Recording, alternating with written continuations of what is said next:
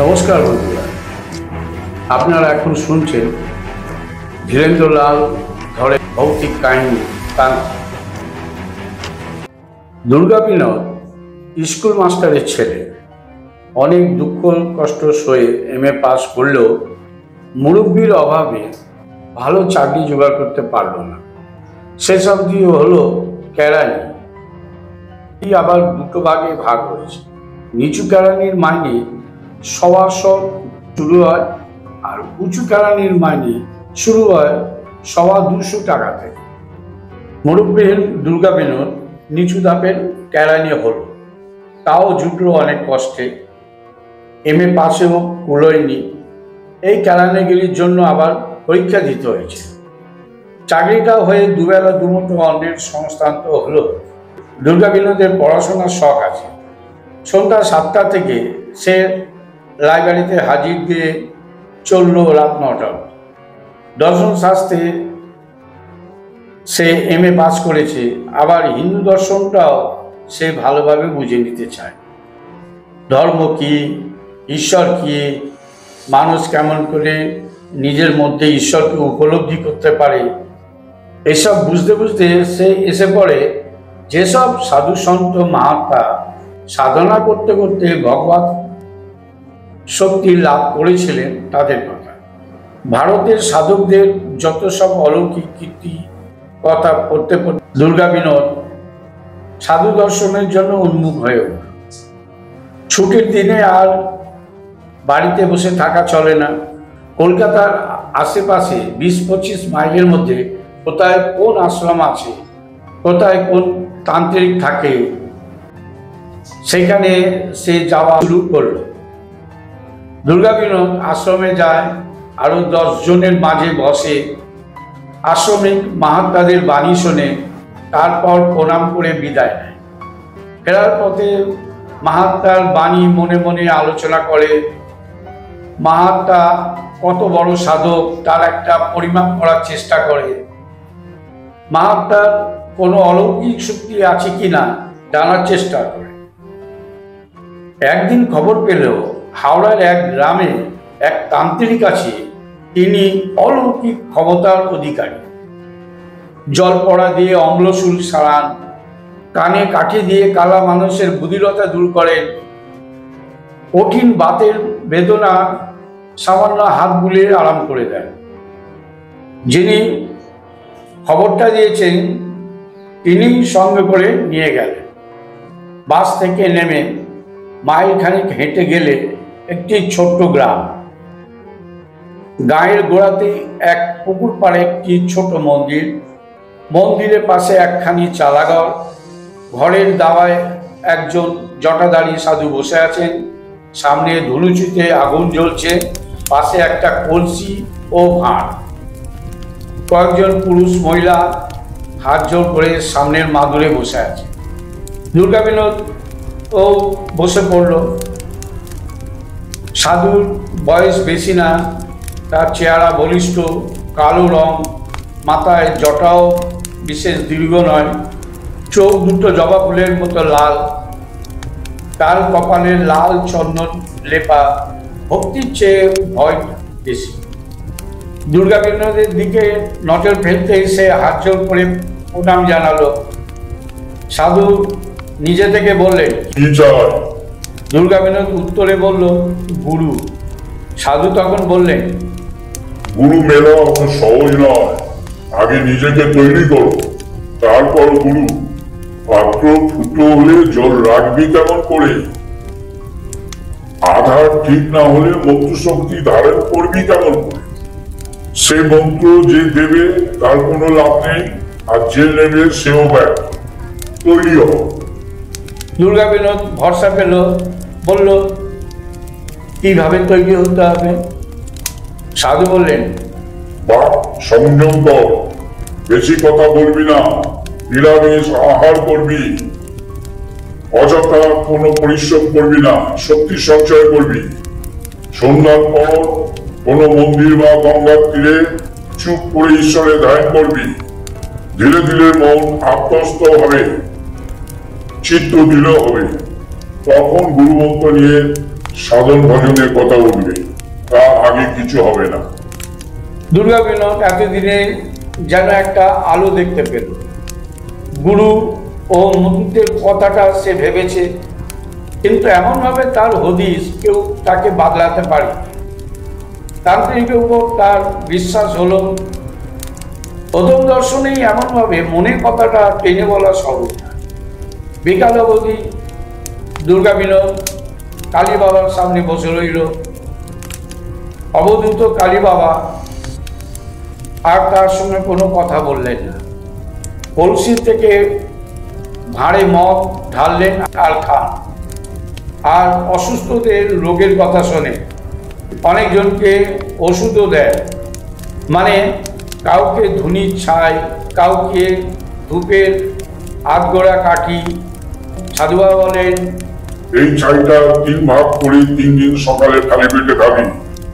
এই কাঠিটা একটা তামা মাদুলিতে ভরে ধারণ করবি ইত্যাদি। বিকালবেলা দুর্গা বিনোদ প্রণাম জানিয়ে উঠে পড়ল। কালী বাবা একবার তাকে আসলেন শুধু। দুর্গা বিনোদ অনেক আশ্রম ঘুরেছে, অনেক মহারাজকে দর্শন করেছে, দিনের পর দিন অনেক উপদেশ বাণী শুনেছে, কিন্তু কালী বাবার মতো অলৌকিক ক্ষমতা কারোর দেখেনি। ছাই দিয়ে রোগ সারা, কানে কাঠি দিয়ে বধিরতা আরাম করা, হাত বুলিয়ে বাতের বেদনা মুক্ত করা, এইসব বড় কম শক্তির কথা না।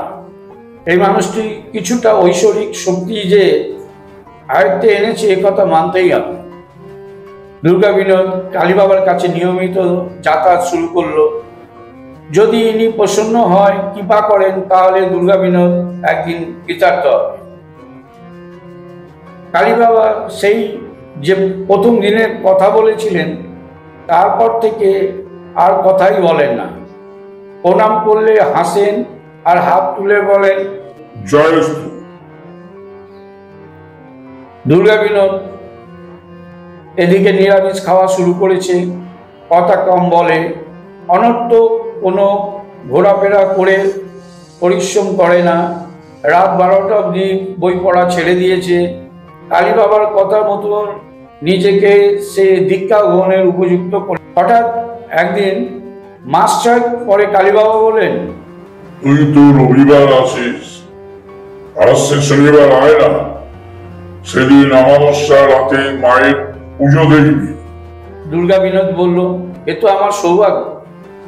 সন্ধ্যায় চলে আসবি, রাতে এখানে থাকবি, সারা রাত জাগতে পারবি তো?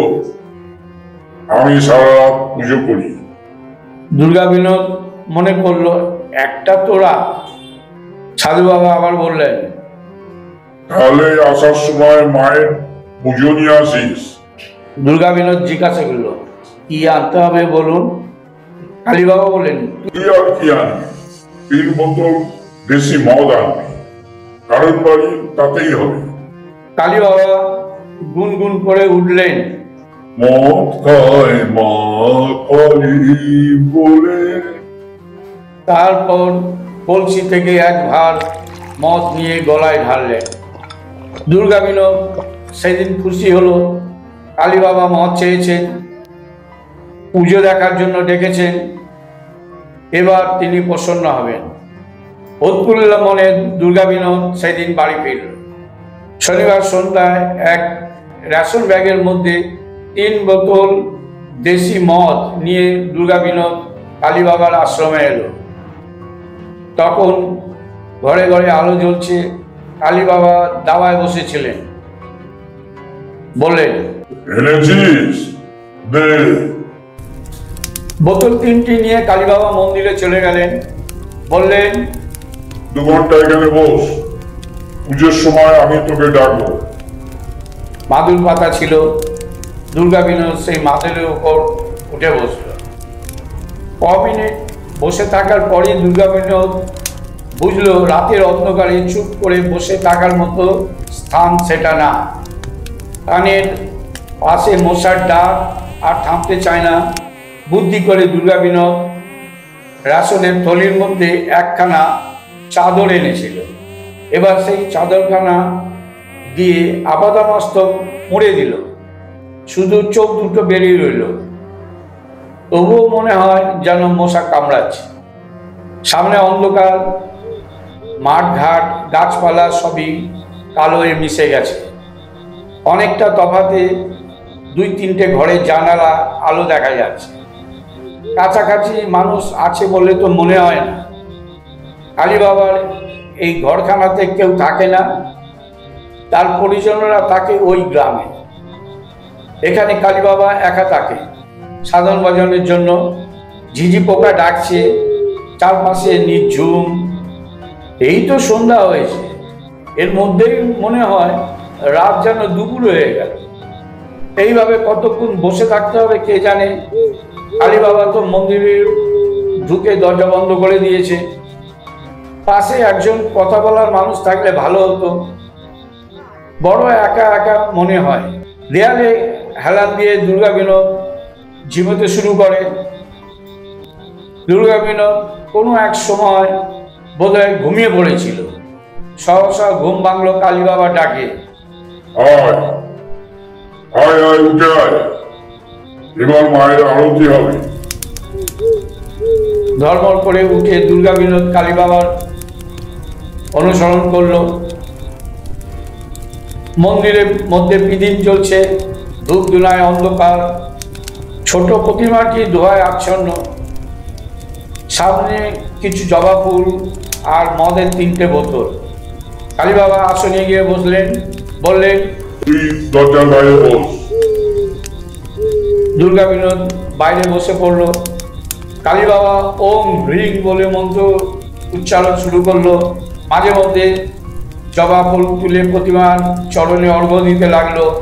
প্রায় ঘন্টাখানেক এইভাবে পুজো করার পর হাঁক দিয়ে উঠলেন, মা কালী পড়ালো হবে না, লোলো জিহ্বা। তারপর পঞ্চপ্রদীপের আরতি শুরু করলেন। এবার প্রদীপের আলোয় ধোঁয়ার মাঝে কিছু কিছু নজরে পড়তে লাগলো। দুর্গা বিনোদ দেখলো ঘরের মধ্যে দরজার পাশে আর একজন কে বসে আছে। ও কে, কখন এলো? পঞ্চপ্রদীপ ঘুরতে ঘুরতে আলোটা যখনই সেই দিকে পড়ে, দুর্গা বিনোদ লোকটির মুখের পানে নজর করে। কি বিশ্রী ফ্যাকাশে মুখ, যেন মরার মতো। আরতি শেষ হয়, শাক বাজে। কালী বাবা বসলেন। মদের 3টি বোতল মায়ের চরণে স্পর্শ করিয়ে, মা কালী করালো হবে না, লোলো জিহ্বা মা। তারপর বললেন, প্রণাম কর, প্রসাদ নে। দুর্গা বিনোদ প্রণাম করলো। বোতল থেকে এক ভাঁড় মদ ঢেলে কালী বাবা বসে থাকা লোকটির মুখে ধরলেন, বললেন, খাও। লোকটি মদ খেলো। কালী বাবা আবার সেই ভাঁড়ে মদ ঢাললেন। তাকে বললেন, ধরো, ওকে দাও। লোকটি ভাঁড় ধরলো, হাত বাড়িয়ে এগিয়ে দিল দুর্গা বিনোদের দিকে। মানুষের হাত যে এত লম্বা হয় দুর্গা বিনোদ তা জানত না।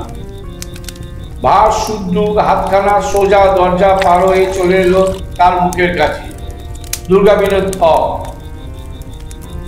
ভয় পাস নে, খা, মায়ের প্রসাদ। কালী বাবা বললেন। দুর্গা বিনোদ তাকিয়ে দেখলো হাতখানায় কোথাও এতটুকু মাংস নেই, সবটাই কঙ্কাল। হাতের মালিকের পানে তাকালো, মুখ কই? এ তো কঙ্কালের পরোটি। সারা দেহ কেঁপে উঠল। নানা বলে এক লাফে দাঁড়িয়ে উঠে সে ছুটল। সোজা পথ দিয়ে সে ছুটল। কানে এলো পেছন থেকে কে যেন অট্টহাসি আসছে। সেই অন্ধকার পথে পুরো 2 মাইল ছুটে এসে দুর্গা বিনোদ থামলো একেবারে বাজারের মধ্যে। তখন সকাল হতে অনেক দেরি। ভয়ে ভয়ে সে পেছন পানে তাকালো, পেছনে কেউ আসছে কিনা। বাজারে অনেক ঘরের দাওয়ায় মানুষ শুয়েছিল। তাদের দেখে দুর্গা বিনোদ ভরসা পেল। একটা দোকানের দাওয়ায় সেও বসে পড়ল। পরক্ষণে মনে হলো সেই হাতখানা তার মুখের সামনে মদের ভাঁড়টা যেন এগিয়ে ধরছে। দুর্গা বিনোদ চিৎকার করে অজ্ঞান হয়ে গেল। পরে সকালে বাজারের লোকেরা দুর্গা বিনোদকে বাসে তুলে দেয়, সে বাড়ি চলে আসে। ভয়ের ভাবটা কাটিয়ে উঠতে তার কয়েকদিন সময় লেগেছে। ধীরেন্দ্রলাল ধরের ভৌতিক কাহিনী তান্ত্রিক এইখানেই শেষ। গল্পটা শুনে যদি আপনাদের ভালো লাগে তাহলে সাবস্ক্রাইব করবেন, একটা লাইক দেবেন এবং শেয়ার করবেন। নমস্কার।